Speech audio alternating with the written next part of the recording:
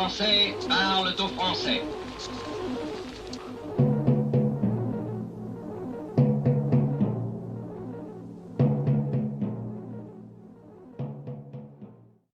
Bonjour à tous, bienvenue sur Franck Info, l'actualité vue par Franck Muller. Ravi de vous retrouver ce matin, ce mercredi matin, oui, 2 novembre. Bien, la France, l'effondrement de la France.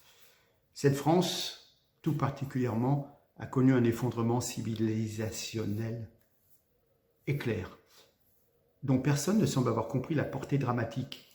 Cette nation, qui a été pendant 1000 ans le fer de lance intellectuel de la civilisation occidentale, bascule à la charnière des années 70-80. En moins de 2 générations, on assiste à une explosion de l'illettrisme, de la criminalité de droit commun, de la corruption politique et un remaniement à grande échelle de sa population. Et cela a abouti à une espèce de destitution de la France comme grande nation historique d'Europe occidentale. Voilà. Et les Français, paradoxalement, refusent de considérer objectivement leur situation et semblent vouloir s'installer dans le déni jusqu'à que la mort s'ensuive. On nous parlait récemment d'abondance. Oui. Il y a abondance de meurtres, de violences. Avant, on appelait ça des incivilités. Mais comme une fois sur 2, il y a des coups de couteau. Alors, un exemple parmi tant d'autres.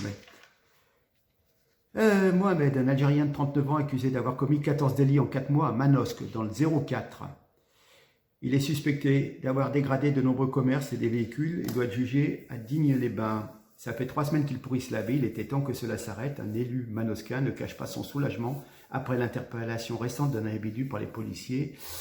39 ans, connu de la justice, suspecté d'être à l'origine de nombreux vols et dégradations dans la ville, des commerces, le local de la CGT et encore des voitures. Voilà, hein. Il a même voulu intimider plusieurs fois le maire. Il a même fait le déplacement devant le domicile du maire pour tenter de l'intimider. Voilà. Bon, ce monsieur ressortira certainement avec des réprimandes, comme un gamin qui a volé des bonbons. Et voilà. Alors, quand je disais abondance, oui, abondance de violence. Par contre, bien sûr, c'est la fin de l'abondance, comme nous disait Macron. Alors, il y a quand même une chose qui est fantastique. Hein. Il y a 10 millions de Français qui sont sous le seuil de pauvreté. Pour eux, ils savent ce que c'est que de se priver. Ils savent ce que c'est que même la précarité énergétique. Et il y a des gens qui ne se chauffent pas depuis des années ou qui chauffent vraiment très très peu. La fin de l'abondance est un thème pour faire comprendre que la classe moyenne va prendre cher. Et puis, il faut voir que les énarques ont pris le pouvoir et qu'ils ont pris goût à la finance. Leur but ultime, quelque part, c'est pressuriser la classe moyenne jusqu'à sa disparition. Le progressisme, c'est un retour progressif, oui, mais vers le 19e siècle, c'est-à-dire une élite bourgeoise, mais encore plus riche que l'élite bourgeoise du 19e. Voilà. Ces gens-là sont très déconnectés, il n'y a plus d'unité de lieu, on ne vit plus dans l'usine, à côté de l'usine. On vit dans un jet privé où on va très loin. Et puis on a des prolétaires, des ouvriers, c'est l'armée de réserve du capital. Et puis on a tellement peur du chômage qu'on est prêt à accepter tout de la part des patrons. Derrière ce délire, enfin cette volonté de capter les profits, de capter la richesse, puisqu'on n'a jamais autant créé de richesse, hein, il me semble, hein, sauf qu'elle va dans les poches de multimilliardaires, des gens qui maintenant ont tellement d'argent que personne n'a jamais eu autant d'argent dans l'histoire du monde, même pas les pharaons d'Égypte. Hein. Et là, on en est là, et le système continue à s'autoproclamer. Donc, c'est la fin de l'abondance, c'est-à-dire de la classe moyenne. Vous allez commencer à sentir un peu le picotement du froid autour de la cheminée éteinte, bien entendu, autour du gaz qui va vous coûter très cher. Rappelez-vous, le marché de l'énergie, c'était avec la concurrence, vous payerez moins cher. Hein. C'est faux. L'Europe, la promesse de l'Europe, c'était avec l'Europe, vous n'aurez pas la guerre. Eh bien, on a la guerre, et au contraire, ils font tout pour y aller. Hein. Vous voyez, tout ce mensonge, toute cette illusion est en train, devant nos yeux, de s'effondrer. Ouais. Ces gens-là sont vraiment scandaleux. Comment dire, le fait qu'on paye le mégawatt comme on ne l'a jamais payé, puis vous avez, rappelez-vous, il y a quelques semaines, le patron d'EDF qui avait pris la parole au MEDEF et qui a dit « Mais attendez, moi j'ai fait ce qu'on m'a demandé. » Et il s'est fait taper sur les doigts. Hein. Et il a eu le courage de dire, le patron d'EDF, l'ancien, hein, vous foutez de ma gueule, c'est moi le lampiste, vous avez le choix de fermer Fessenheim, vous nous avez dit d'arrêter d'entretenir la filière nucléaire. Ben oui, aujourd'hui, maintenant, il y a plein de centrales qui sont en entretien. Hein. Avant, la France était, comment dire, exportatrice d'électricité. Et maintenant, on se retrouve à importer l'électricité produite au charbon par les Allemands. Mais c'est scandaleux. Hein. Ces gens-là sont scandaleux. Ils sont au pouvoir, ils nous donnent des leçons en nous disant il suffit de baisser un peu de chauffage, vous savez, c'est pas beaucoup. Voilà. Hein. Puis en même temps, vous dites acheter des voitures électriques. Donc, il faut quand même pas se foutre la gueule des gens. Voilà. Je vais vous passer une petite compilation. Hein. On va passer cette petite compilation, un petit zapping, et puis je reviens d'ici 2 minutes. À tout de suite.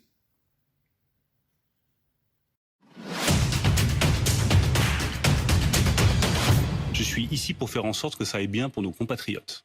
Eh ben tire-toi alors. C'est-à-dire qu'ils puissent avoir des carburants, qu'ils puissent circuler, et que donc la liberté de circulation, qui est un droit fondamental. Souviens-toi. Obligatoire pour sortir, vous devrez préciser la raison de tous vos déplacements. A une liberté fondamentale. Interdit en revanche d'aller voir des amis, à pied comme en voiture. Qui est la liberté de se déplacer. Interdiction également de quitter sa région. Et que donc la liberté de circulation, qui est un droit fondamental. Quel culot. Aujourd'hui, la révolution, c'est ça. La cuisson passive. C'est quoi? Eh ben c'est une technique pour faire cuire ses pâtes en faisant bouillir l'eau seulement 2 minutes. Fini les couteaux qui se brisent sur des spaghettis à la bolognaise avec des lardons. Et surtout, ça permet de baisser sa consommation d'énergie. Oh, sinon 49.3 ou pas 49.3? Ils ont dit non. Non, ils ont dit on ne fera pas un passage en force. Mais nous avons fait le choix du dialogue. Sauf si vous voulez pas. Là, on sera obligé. Sur le fondement de l'article 49, alinéa 3, Par le pouvoir du crâne ancestral, j'engage la responsabilité de mon gouvernement. je détiens la force toute puissante. Il y a 700 000 personnes sous OQTF aujourd'hui. Comment les mettre? Donc 700 000 personnes qui ne devraient pas être en Et y a France, pas de qui sont problème. en France, et vous nous dites, bah, ils sont tellement nombreux, qu'est-ce que vous voulez qu'on fasse? Ah, on est des malades, excusez-moi. Car vous êtes toujours au rendez-vous du malheur. Mais vous étiez le salaud qui défendait un terroriste. Oui, bien sûr. Depuis dimanche, des voix s'élèvent pour que d'autres voix se taisent, pour imposer le silence, pour bâillonner le débat. Il est important, et le premier hommage pour elle, me semble-t-il, c'est de faire en sorte de ne pas l'oublier et que cela ne se reproduise pas.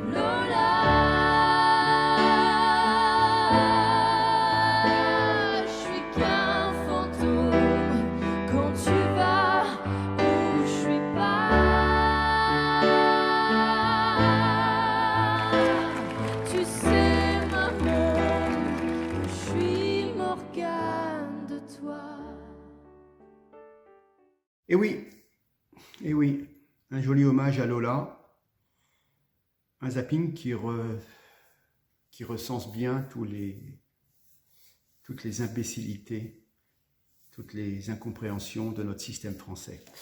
Bref, j'ai vu quelques chiffres, on n'en parle pas bien entendu. Explosion de l'aide médicale d'État, plus 12%, soit 1,2 milliard d'euros, au profit des migrants et clandestins. Hein. Bon. Explosion aussi de la prise en charge des mineurs non accompagnés. Enfin, et cette explosion des dépenses est difficilement estimable, mais a priori plus de 2 milliards d'euros par an, qui viennent se rajouter de plus en plus. Alors, je voudrais rappeler quelques faits, quand même.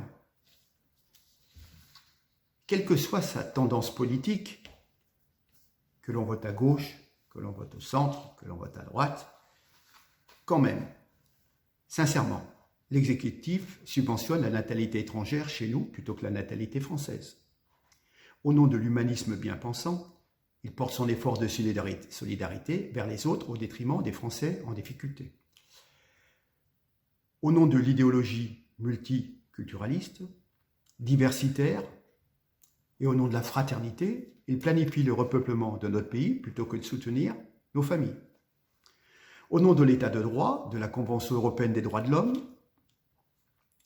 on se soumet à la croisade islamique coordonnée jusque dans nos écoles. Au nom de l'idéologie européiste, on a bradé notre souveraineté et notre indépendance. Au nom de la mondialisation, de l'écologisme punitif, on va y venir, on a liquidé notre industrie et notre potentiel de production d'énergie. C'est flagrant, c'est vraiment flagrant en cette rentrée. Au nom du pseudo-parapluie américain et de l'OTAN et d'une croyance naïve dans la paix perpétuelle, on a fragilisé nos armées et on a démantelé notre réseau diplomatique. Encore merci Macron, parce que là, franchement... Bref, au nom de la modernité, du progressisme, de l'égalitarisme, on écrase tous les acquis du passé, toutes nos valeurs conservatrices, et même cet idéal du mérite, avec un nivellement par le bas affreux. Au nom du quoi qu'il en coûte, au nom de la loi, on organise notre faillite nationale. Et puis Macron, au nom de la positivité, de la nécessité de se maintenir au pouvoir, il enfume les Français sur toutes ces réalités comme sur les autres. Quand même, je pense que nous pouvons être tous d'accord, l'État a oublié d'être un État, il ne protège plus ses ressortissants, il ne défend plus nos intérêts, il est devenu le guichet d'un espèce de grand hôtel international où tout le monde vient et demande des aides et des allocations. Et puis alors, évidemment, les Français qui ne votent plus ont capitulé. Ils ont donc contribué à cet effondrement français, malheureusement. Oui, et ils ont revoté pour Macron. Franchement, il fallait le faire. Bien, les écolos, on en parlait. Alors, c'est tout, n'importe quoi. C'est les écolos crado. Allez, je vous passe une vidéo des manifestations pacifiques. Vous allez voir tout de suite. Allez, on regarde ça.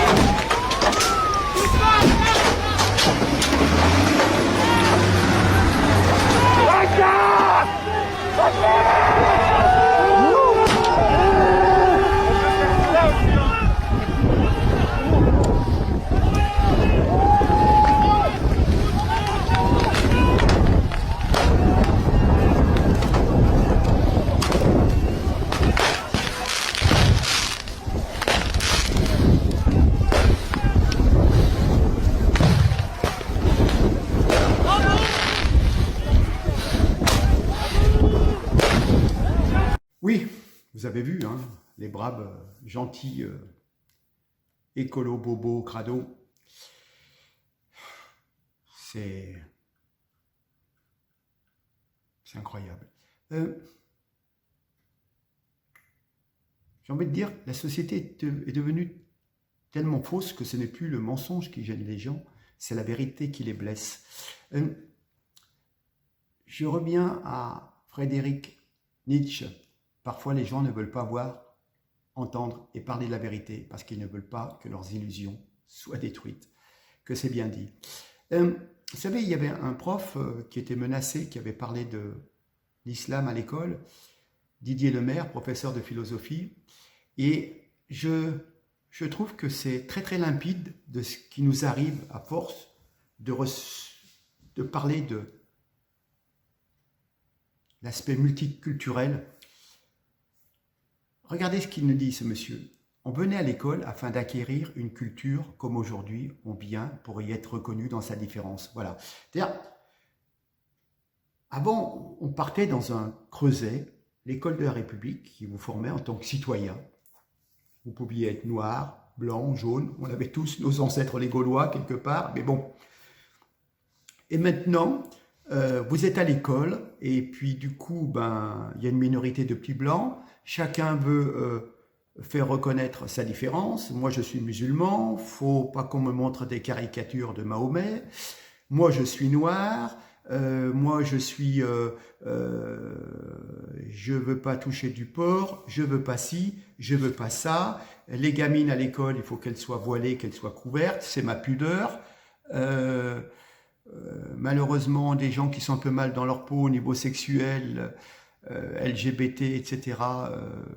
Maintenant, on en rajoute, alors qu'avant il y avait une certaine discrimination, je suis bien d'accord, mais là on en fait presque la promotion de la transsexualité, de la théorie du genre, etc., etc. Donc, on est d'accord, c'est plus une culture commune. Maintenant, on vient à l'école en disant « Ah, mais moi, je suis comme ça, je suis gay, je suis lesbien, je suis musulman, je suis athée, et on ne peut pas parler de l'histoire chrétienne de la France, on ne peut pas parler de ce qui a façonné l'État, la nation française. » Et c'est incroyable, c'est incroyable. Enfin bon. J'ai noté aussi dans l'actualité que la soi-disant fasciste, Giorgia Meloni en Italie, qui a pris le pouvoir, elle réintègre les soignants non vaccinés. Et nous? Nous? Ah non. Allô? Macron? Non. Non. Ah bon. C'est eux c'est les fascistes, les autres. Et nous, on vous empêche de travailler, mais c'est pas fasciste. Enfin bon.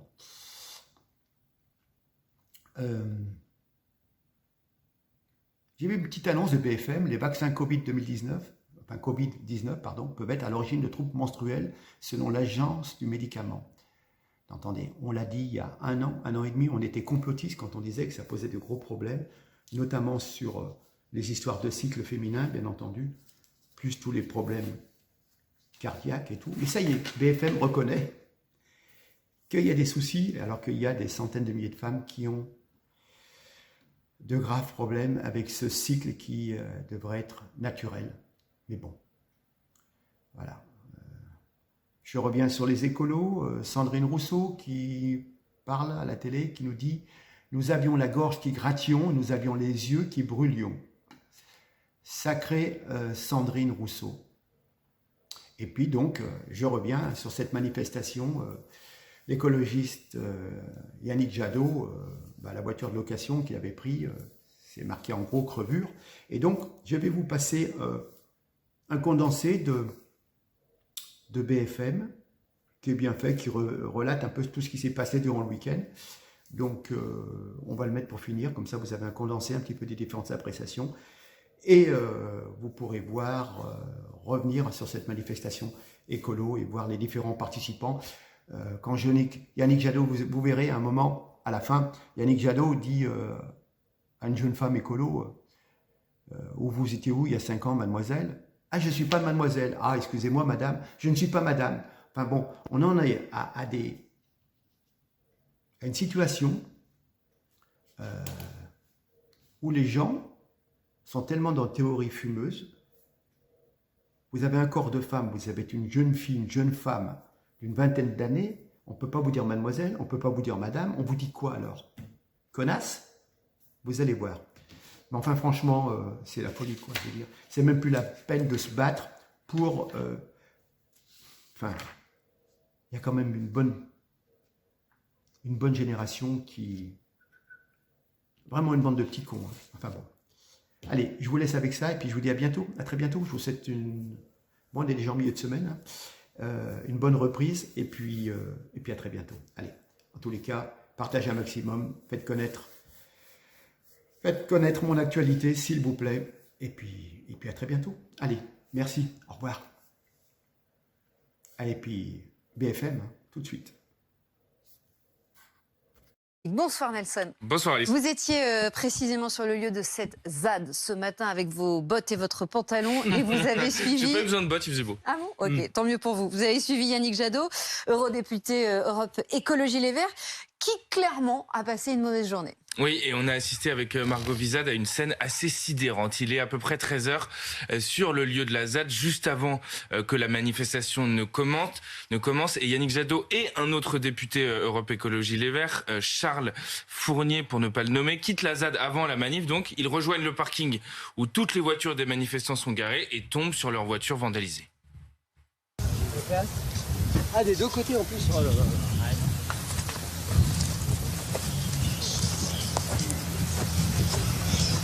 Une voiture de location, c'est pire. C'est ça, coup de 1500, je sais pas combien la caution là. Revure. C'est marqué. Ah oui, je sais pas. Pourtant, c'est pas ma voiture, mais. Mais c'est la voiture où vous êtes arrivé dedans. C'est un peu. Voilà. Si vous voulez, vous savez, ceux qui jouent la division en permanence, à un moment donné, ça gagne rien, ça. Ouais. Il y a des gens qui arrivent sur des combats, ils n'étaient pas là il y a des années quand on y était déjà, mais. Je sais pas. On sent de la déception de chez l'aigreur, Yannick Jadot, de l'aigreur, oui, vous avez bien vu. En fait, il s'agissait de la voiture louée par le député Charles Fournier qui avait emmené Yannick Jadot sur le lieu de la ZAD. À ce moment-là, l'eurodéputé va chercher donc un autre moyen de rentrer et laisse Charles Fournier un peu seul avec sa voiture pleine de peinture. Donc il leur met une couche. Donc vous pensez que crevure, c'était pas destiné à vous? Ah bah non, je vois pas aucune raison. Moi, je suis engagé dans ces combats. Je suis un député NUPES, gauchiste, reconnu comme. Non, c'est destiné à qui? Moi, j'ai transporté des gens. J'ai transporté Yannick Jadot. Donc voilà. En plus, je suis pas proche de Yannick. Je l'ai transporté d'un parking à ici. Donc je suppose que ça le concernait. Bon, apparemment, c'est de la peinture à l'eau. C'est la seule bonne nouvelle. Mais j'ai de l'eau, quoi. Il y en a dans des bassines là-bas, je crois. Voilà. Ça, c'est bien, ça va me détendre. J'ai hésité à la couper au montage, je l'ai gardée. Vous avez bien fait de les garder. En dehors de la voiture, est-ce qu'il y a eu d'autres points de tension? En fait, toute la journée, on s'est rendu compte du fossé entre les activistes les plus radicaux, habillés tout en noir, souvent jeunes, et ils étaient nombreux, et les manifestants plus calmes. Vous en avez parlé tout à l'heure, Christophe, des familles ou encore des agriculteurs. Illustration de cette différence un peu plus tôt dans la matinée, j'interviewe Yannick Jadot au milieu de la ZAD, et on est assez vite interrompu. Est-ce qu'on peut néanmoins réconcilier peut-être ces activistes-là? Bonjour, vous êtes qui? On est membre de l'ultra-gauche. Voilà. Vous vous sentez proche de ces gens-là, Yannick Jadot? Mais on est là tous ensemble pour lutter contre les mêmes projets. On lutte pas contre les mêmes projets. D'accord. Vous étiez là il y a 5 ans, mademoiselle? Voilà.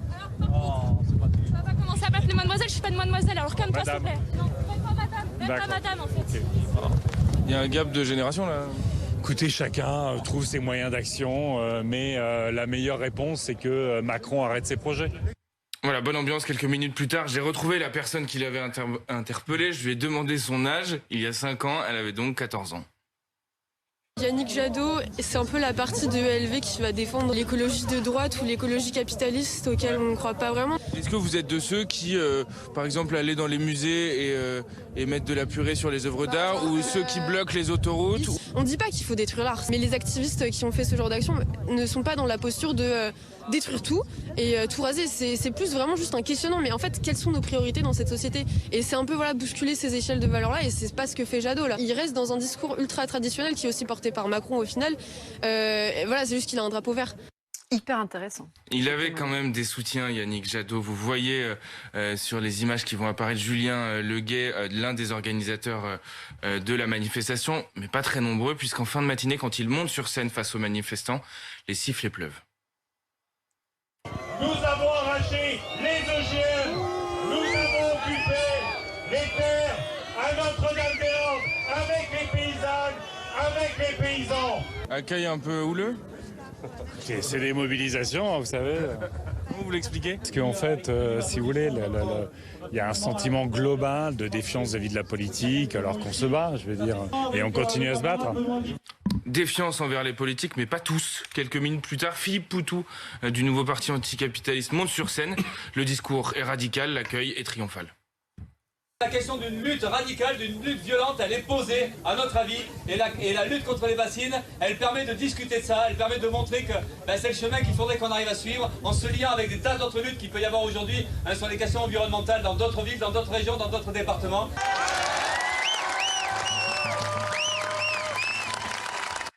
Voilà, ce qu'on a le plus entendu de la part de ces manifestants, c'est qu'ils vont tout faire pour que les bassines de Sainte-Soline deviennent le nouveau Notre-Dame-des-Landes.